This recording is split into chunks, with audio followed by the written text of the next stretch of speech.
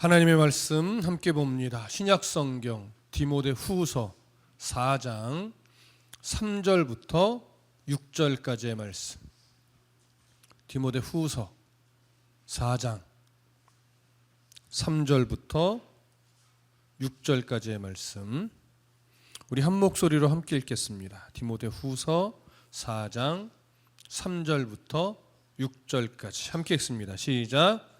때가 이르리니 사람이 바른 교훈을 받지 아니하며 귀가 가려워서 자기의 사욕을 따를 스승을 많이 두고 또 그 귀를 진리에서 돌이켜 허탄한 이야기를 따르리라.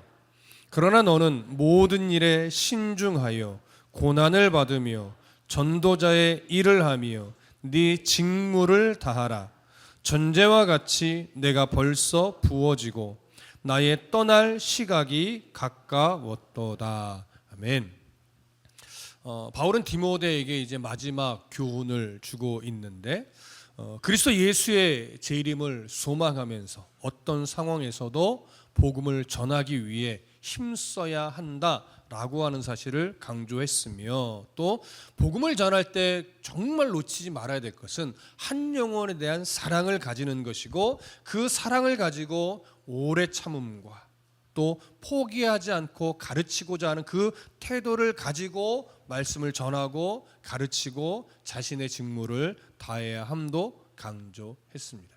이제 오늘 본문은요, 바울이 디모데에게 때를 얻든지 못 얻든지 복음을 전파하기 위해 항상 힘써야 한다라고 강조한 이유를 제시하는 부분입니다. 그 부분을 좀 차근차근 살펴볼게요. 먼저 3절과 4절을 함께 읽습니다. 3절과 4절을 다시 한번 읽겠습니다. 시작. 때가 이르리니 사람이 바른 교훈을 받지 아니하며 귀가 가려워서 자기의 사욕을 따를 스승을 많이 두고 또 그 귀를 진리에서 돌이켜 허탄한 이야기를 따르리라. 자, 이 9절 3절을 헬라어 성경으로 보면 문장 가장 앞에 가르라고 하는 헬라어가 있습니다. 늘 자주 들어서 아시겠지만 왜냐하면이라고 하는 연결어죠. 따라서 이 왜냐하면이라는 것은 조금 전에도 이야기를 했지만 디모데에게 때를 얻든지 못 얻든지 복음 전파를 위해서 항상 힘써야 한다. 왜냐하면 이렇게 연결되는 거예요. 그래서 그 이유를 이제 제시를 하겠다라고 하는 거죠. 그러면 때를 얻든지 못 얻든지 복음을 전파해야 되는 이유가 뭐냐? 가장 먼저 바울은 이 얘기를 합니다. 때가 이르리니 사람이 바른 교훈을 받지 아니하게 될 것이기 때문이다. 이런 의미가 돼요.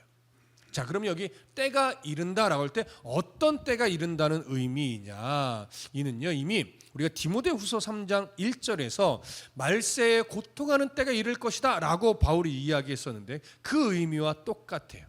예수님의 초림 이후 그리고 재림까지의 모든 기간 중에 그리스도인들이 고통받는 때가 온다라고 하는 의미죠. 그럼 이 고통받는 모습은 시대마다 물론 다른 옷을 입고 그리스도인에게 다가오지만 이 당시 바울 당시로 보면 하나님의 말씀에 대한 왜곡이 일어남으로 교회가 혼란스러워지는 때이고 또 로마의 핍박이 거세짐으로 교회가 위협을 받게 되는 그런 때를 의미합니다.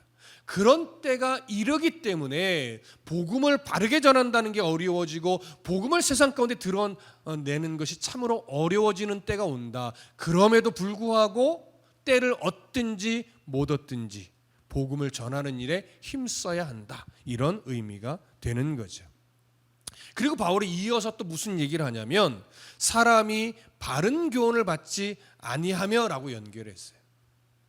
그런 그리스도인의 핍박을 받는 때가 오고 하나님의 말씀이 왜곡되어서 교회가 혼란스러워지는 때가 오는데 그로 인해서 사람이 바른 교훈을 받지 않게 되기 때문에 바른 복음을 끊임없이 가르치고 전해야 된다는 거예요. 그러면 바른 교훈이란 결국 뭐겠습니까? 하나님의 말씀을 근거로 한 훼손되지 않은 복음, 온전한 복음을 의미해요. 그런데 그런 바른 교훈, 훼손되지 않은 올바른 교훈을 받지 않는다는 거예요. 어떤 이유로든지 복음을, 온전한 복음을 의도적으로 배척하며 거절하면서 하나님의 뜻에 따르지 않는 거죠. 여러분, 왜 온전한 복음, 훼손되지 않은 복음을 왜 자꾸 사람들이 거절하게 될까요? 거긴 이유가 있어요. 여러분, 올바른 복음은요, 성도들에게 편안한 말만, 듣기 좋은 말만 해주지 않기 때문에 그래요. 저도 교회를 개척하고 지금까지 15년 동안 신약 성경, 구약 성경을 계속 연구하며 강의를 해서 지금 한 3분의 1 정도, 신구가 합쳐서 3분의 1 정도 강의를 마쳐가고 있지만, 제가 지금까지 성경을 계속 보면서 발견하는 것 중에 가장 대표적인 것 하나는요, 성경의 80%는 책망이라는 거예요. 성경의 80% 이상이 책망이에요. 어떤 책망이냐? 그건 하나님의 마음이 아니야. 정신 차려. 그렇게 살면 안 돼. 하나님의 나라 백성은 그렇게 살면 안 되는 거야. 이렇게 살아야지. 정신 차려. 이런 내용이요, 80% 이상이에요. 그러니 성경을 통해 바르게 하나님의 말씀을 전하고 뜻을 전하면요, 항상 우리에게 뭘 주냐면 위로도 주지만 찔림과 함께 위로를 줘요. 책망과 함께 위로를 줘요. 너 그렇게 하면 안 돼라고 지적하면서 위로를 줘요. 근데 하나님의 그 깊은 사랑의 마음을 바르게 함께 전하면요, 찌르는데 그것이 아픔으로 다가오는 것이 아니라, 그래, 이게 하나님의 놀라운 사랑이지. 책망을 하는데 그것이 막 싫은 것이 아니라, 이래, 내가 이걸 고쳐야 하나님께 더 가까이 가지. 이렇게 신앙의 성숙함으로 오는데요, 이 하나님의 사랑을 바라보지 못하고 들으면, 바라보지 않고 들으면 싫은 소리로 들려요. 불편함으로만 다가와요.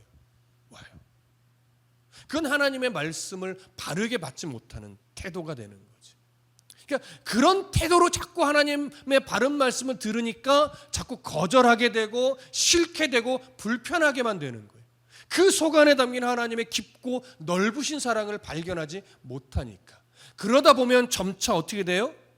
그런 올바른 교훈, 훼손되지 않은 하나님의 그 깊은 사랑의 책망을 받기 싫어하게 되는 거예요.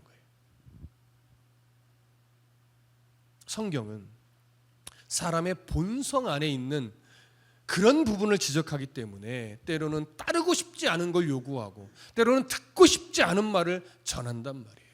여러분, 그런 말씀이 들릴 때 그 안에 담긴 정말 하나님의 깊은 사랑을 꼭 발견하시기를 간절히 부탁합니다. 바울은 이런 상황과 연결해서 무슨 말씀으로 연결해 가냐면, 귀가 가려워서 자기의 사역을 따를 스승을 많이 둔다라고 이야기를 해요.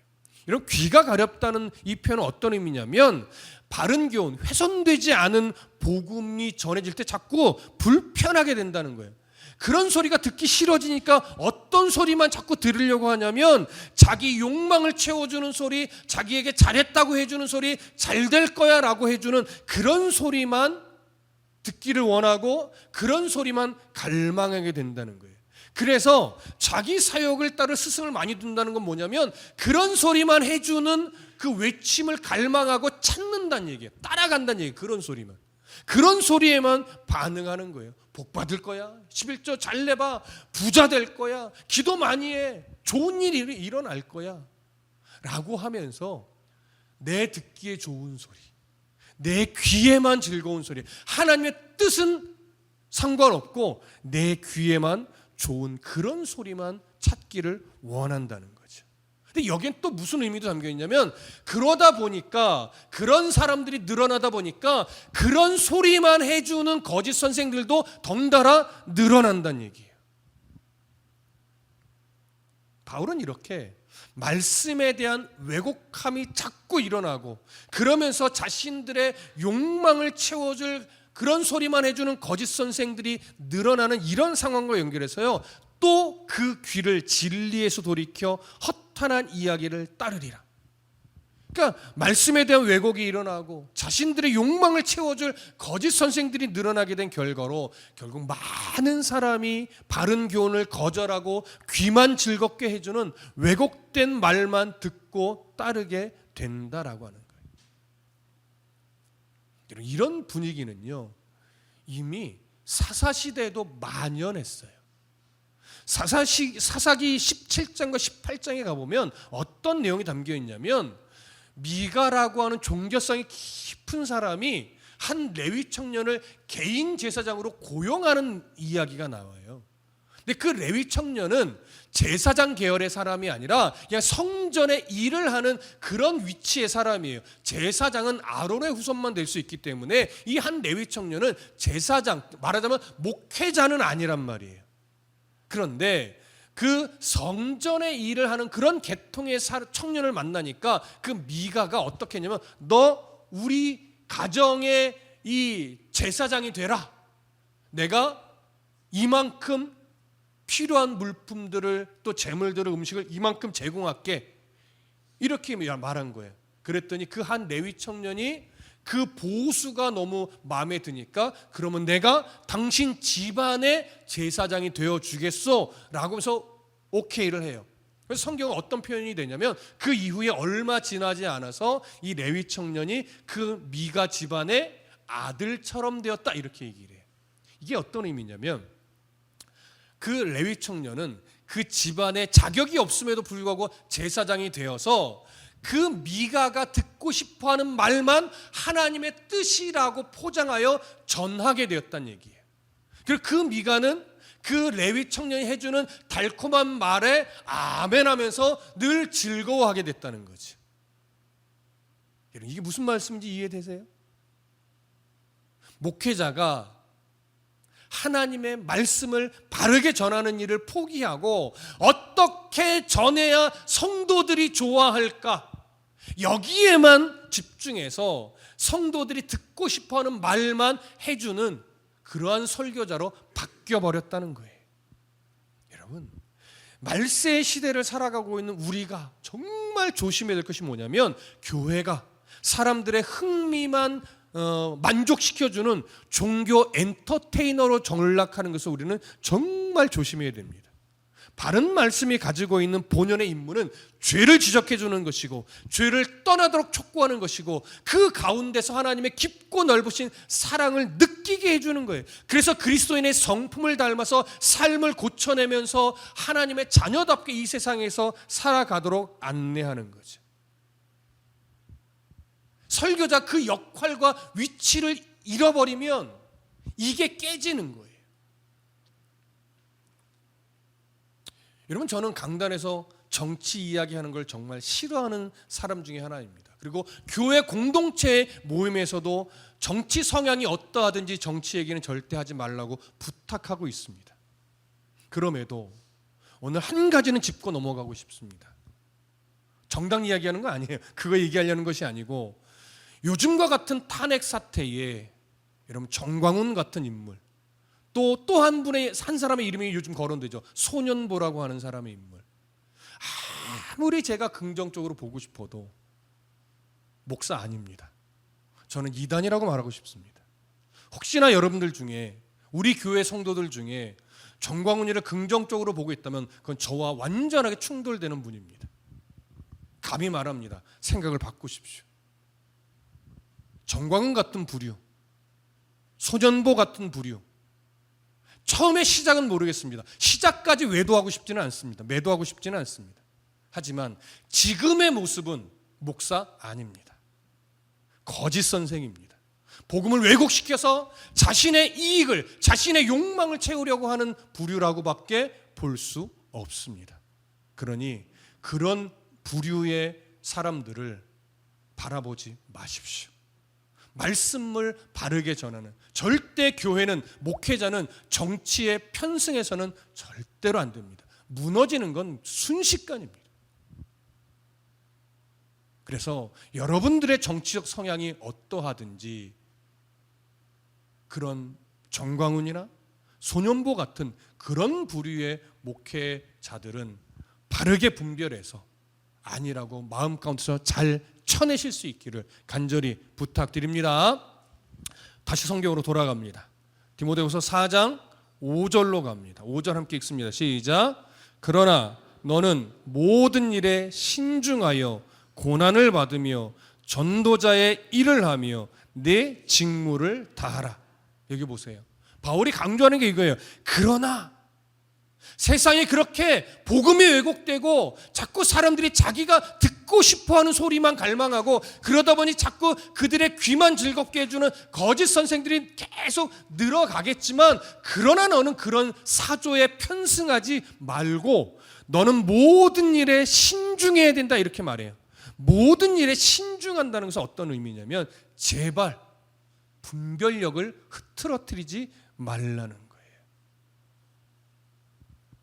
복음 전파 사역을 끊임없이 해 나갈 때 분명 환경 때문에 타협하고 싶은 상황이 생겨날 것이고, 핍박이나 아니면 어떤 명예 욕심이나 이런 여러 가지 욕심으로 인해서 복음을 타협하게 되고 상황을 타협하게 되고, 그래서 어떤 정치에 편승을 하든지 아니면 교인 숫자만 늘리기 위해 혈안이 된 목회를 하든지 아니면 교회 재정만 늘리려고 하는 그런 식의 왜곡된 목회라든지 그런 어떤 미혹거리가 수없이 놓이겠지만, 그때마다 분별력을 가지고 경계심을 가지고 신중하게 판단하여서 어떤 어려움이 닥치더라도 전도자의 일, 그리고 네가 해야 될 직무를 다하는 일에 최선의 노력을 하라는 거예요. 그러니까 복음을 놓치고 말씀을 놓치고 목양을 놓치고 신방이라든가 말씀을 가르친다든가 성도들 위로하고 다시금 말씀으로 독려하는 이 일을 우선순위에서 놓치고 다른 것에 생각을 빼앗긴다면 이미 그건 모든 일에 신중하지 못한 분별력을 잃어버린 태도라는 거예요. 그래서 바울은 말해요. 고난을 받으며 어려움 때문에 타협하거나 욕심 때문에 타협하지 말고 이겨내라는 거예요. 목회자가 먼저 그걸 이겨내지 못하면 성도들한테 어떻게 어려움을 이겨내라 말할 수 있고 미혹을 이겨내라 말할 수 있느냐는 거죠. 그러면서 목회자는 설교자가 마땅히 가장 우선적으로 집중해야 될 일은 전도자의 일을 하는 것이고, 목양이라고 하는 직무를 다하라는 거예요. 말씀을 가르치는 것, 말씀으로 교육하는 것, 신방하는 것, 아픈 성도를 위로하는 것, 그들을 위해 기도해 주는 것, 이런 것들을 놓친다면 이미 거짓 선생으로서의 출발점에 서는 것과 똑같으니, 제발 디모데야, 어떤 상황으로 네가 어려움에 봉착하든지 신중하여서 분별력을 잃어버리지 말고 정말로 복음 전파자로서의 사역을 끝까지 감당해라, 이 요구를 하는 거죠. 저는 이 요구가 당연히 저에게 주시는 메시지라고 생각을 하고 우리 전도사님들에게 주는 메시지라고 생각하며, 또 오늘 하나님의 자녀로 이 혼탁한 시대를 살아가고 있는 여러분들에게도 당연히 주는 메시지라고 생각을 합니다. 자, 그리고 나서 바울이요 이제 중요한 말로 연결을 해 가는데 6절 다 같이 읽습니다. 시작. 전제와 같이 내가 벌써 부어지고 나의 떠날 시각이 가까웠도다. 여기도 헬라어 성경으로 보면 가르라고 하는 연결어가 있어요. 왜냐하면 왜 분별력을 잃어버리지 말라라고 내가 강조했냐면 이 얘기예요. 바울은 이렇게 말해요. 전제와 같이 내가 벌써 부어졌기 때문이다. 이 말은 어떤 의미냐면요, 여기 전제라는 표현이 나오죠. 이 전제라고 하는 것은 이거예요. 제사 드리는 방법 중에 한 모습인데, 제물로 드릴 어린 양을 제단 위에 올려놓고 나서 그 제물 위에 포도주를 부어서 드리는 제사예요. 포도주를 붓는 이 의식은 민수기 15장에 나온 의식인데, 이건 어떤 의미가 그 안에 담겨 있냐면, 나도 저 제물이 되었다는 얘기예요. 내가 저 단 위에 올려진 어린 양처럼 내 삶이, 내 인생이 이미 저 제물처럼 제물이 되었다라고 하는 의미가 담겨 있어요. 그래서 전제와 같이 내가 벌써 부어졌다라고 하는 이 표현의 의미는 뭐냐면, 다메섹 도상에서 강력하게 예수님을 만난 바울은요 그 성향대로 하나님 손에 붙들려서 평생 복음을 전하는 일에 삶을 제물처럼 바쳤다, 제물처럼 삶을 쏟아 부었다라고 하는 의미예요. 물론 바울이 복음을 인정하게 되는 순간부터 인생을 재물처럼 하나님 앞에 드렸다고 해서 바울이 실수한 적이 없었다 이런 의미 아니에요. 바울이 연약함이 없었다 이런 말이 아니에요. 바울은 한순간도 힘들어하지 않았다 이런 의미 아니에요. 바울은 한순간도 그 복음 때문에 절망하는 일이 없었다 이런 의미도 아니에요. 바울은요, 복음을 전하며 죽을 위기를 넘기고 매도 맞고 동료들에게 배신도 당해보고 이런 수없이 빌립보서 나와 있듯이 풍요에도 처하고 빈궁에도 처하고 매도 맞아보고 존중함도 받아보고 이 수많은 상황들을 다 겪으면서요, 바울도요 마음이 아픈 적이 있었고, 바울도 실망했던 적이 있었고, 바울도 절망의 순간이 있었고, 바울은요 또 자기의 성향 때문에 바나바와 다툰 적도 있어요. 사도와 그러니까 사도와 그 복음을 전하는 사람끼리 의견 조율을 못 해가지고 다투다가 결국은 에이 몰라, 넌 너대로 가, 난 나대로 할 거야, 이런 식으로 행동한 적도 있어요. 사실 사도답지 못하죠. 근데 그건 복음을 위한 자신의 성향 때문에 그런 연약함도 있었단 말이에요. 실수와 연약함, 무너짐, 그런 성향이 다 있었음에도 불구하고, 완전하지 않았음에도 불구하고 그 모든 연약한 모습은요, 어찌됐든 하나님 앞에 자신을 제물로 드리려고 애쓰다 보니까 나타난 모습들이라는 거예요.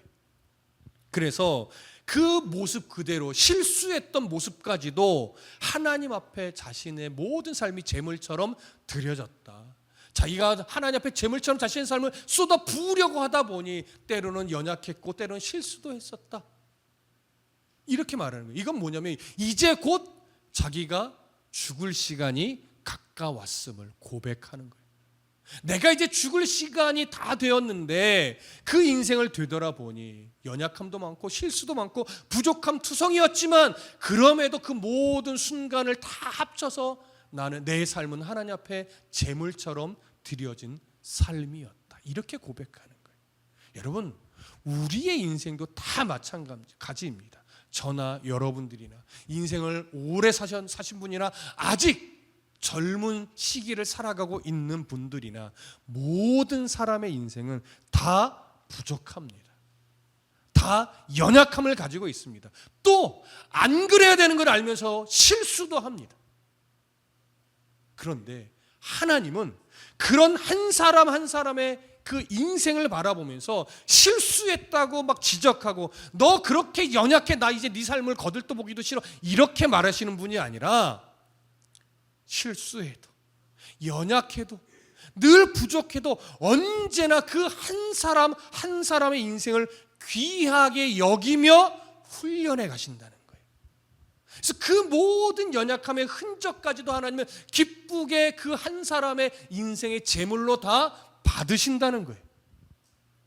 이 사실을 여러분 인정하게 되면 더 힘을 내서 우리가 하나님의 자녀로 오늘을 살아갈 수 있게 돼요. 또 넘어져도 괜찮다는 거예요.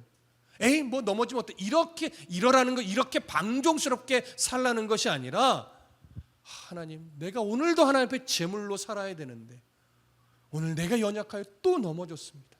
내일 다시 일어나 힘을 주십시오라고 그런 마음의 태도로 또 살아내라는 거예요. 그러면 그 넘어짐의 흔적까지도 하나님 앞에서는 제물의 흔적이 되는 거예요. 이게 하나님의 자녀로 살아가는 겁니다. 그러면서 바울이 마지막에 이렇게 말하죠. 나의 떠날 시각이 가까웠도다. 곧 순교할 것을 직감하고 이 표현을 쓰는 거예요. 그래서 내가 이제 마지막 죽음의 그 순간까지, 내 인생의 마지막 한 방울까지도 하나님 앞에 나는 드릴 거다. 내 연약함마저도 한 방울, 연약함의 한 방울까지도 하나님 앞에 드려서 죽음을 맞이할 거다, 이 얘기를 하는 거예요. 그러면서 떠나다라는 표현을 했잖아요. 이 떠나다가 이제 죽을 거라는 의미인데, 이 떠나다라고 표현된 단어를 우리가 조금 오늘 집중해서 보실 필요가 있어요. 헬라어로는 아날리세오스라는 단어를 쓰는데, 이게 어떤 상황에서 쓰여지는 단어냐면, 선원이, 배를 이렇게 운항하는 선원이 그 정착되어 있던 배를 바다로 출항하기 위해서 정박해 뒀던 배의 줄을 푸는 거예요. 그래서 바다로 출항시킬 때 쓰는 단어예요. 또 어떤 경우에도 쓰냐면, 여행자가 이렇게 텐트를 치고 기거하다가 이제 새로운 여행지로 가기 위해서 그 텐트를 걷고 이제 첫 출발을 할 때, 새로운 여행지로, 이때 쓰는 단어가 아날루이세요예요. 떠나다. 따라서 바울은 죽음을 앞둔 자신의 모습을 이제 난 끝났어, 이런 식의 이해로 받아들이지 않고요, 바울은 자신의 죽음을 새로운 여행지로 향해 출발하는 것으로 바울은 보고 있는 거예요. 여러분, 그리스도인의 삶은, 그리고 그리스도인의 죽음은 바로 이런 의미가 있습니다.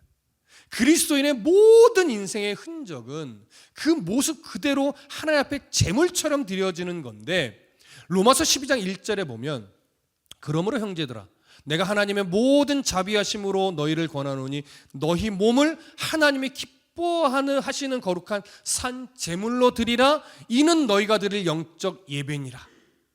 바울의 삶은 바로 이렇게 산 제물로 드리는 영적 예배의 삶을 살았고, 그 다음에 마지막 하나님 앞에 죽음이라는 관문을 통해서 새로운 목적지로, 다시 말하면 진짜 본향으로 출발하는 것을 죽음이라고 생각한 거예요. 빌립보서 1장 23절에 바울이 이런 고백을 했습니다. 내가 그 둘 사이에 끼어 있었으니 차라리 세상을 떠나서 그리스도와 함께 있는 것이 훨씬 더 좋은 일이라. 그러니까 육체의 죽음을 그냥 나 죽음으로써 모든 인생의 즐거움이 끝났어, 아이 좋다, 이것이 아니고, 아니면 이 죽음이란 고통을 어떻게 맞이하지 걱정하거나 두려워하는 것이 아니라, 육체의 죽음이라는 관문을 통과해서 이제 그리스도와 함께 영원토록 가장 복되게 살아가게 되는 그 출발점에 서는 것이 육체의 죽음이다 라고 바울은 믿고 있었던 거죠.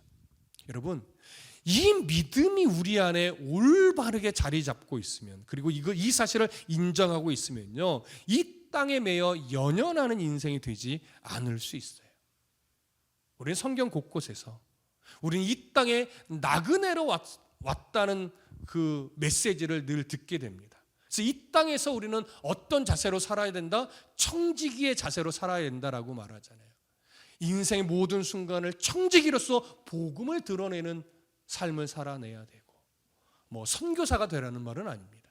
또 우리에게 맡겨주신 재물 또한 하나님의 뜻 안에서 청지기로 관리하며 재물을 쓸 수 있어야 되고, 건강도 재능도 여러 가지 우리에게 주신 모든 달란트로 이야기되는 그런 모습들을 그저 나의 욕망과 나의 만족을 위해서만 쓰는 것이 아니라, 어떻게 하면 나에게 주신 그 모든 것을 하나님을 기쁘시게 하며 하는 모습으로 쓸 수 있을까, 이 고민을 하며 살아내는 것이 바로 청지기와 같은 삶이 되는 거죠. 이 말씀을 준비하면서 히즈윌이라고 하는 찬양팀의 믿음이 없이는이라는 찬양을 듣는데 마음에 참 동의가 됐고, 우리가 이렇게 살면 좋겠다라는 마음이 들었어요. 그 가사의 내용이 이렇습니다. 주님, 제 마음이 너무 둔해서 주님을 볼 수 없습니다. 이 땅에 속하여 이 땅만 보다가 주님 손을 놓쳤습니다. 나는 나그네로 왔는데 왜 주저앉게 되었나? 나는 청지기인데 언제부터 내 삶의 주인이 되어버렸나? 믿음이 없이는 기쁘시게 못하나니 고된 수고도 다 헛될 뿐이라. 믿음이 없어서 무너진 삶의 모든 자리에 다시 주님을 기다립니다. 여러분, 오늘 혹시나 인생의 모진 세파로 인해서 참 힘겨워 하시는 분들이 있습니까? 우리들의 인생이 나그네의 인생임을, 청지기의 인생임을 다시 한번 기억하시고, 그 고난과 힘겨운 세파 속에서 다시 주님을 기억하며 하나님의 나라를 열망하는 믿음으로 다시 힘을 낼 수 있기를 간절히 소망하고 축복합니다. 기도하겠습니다.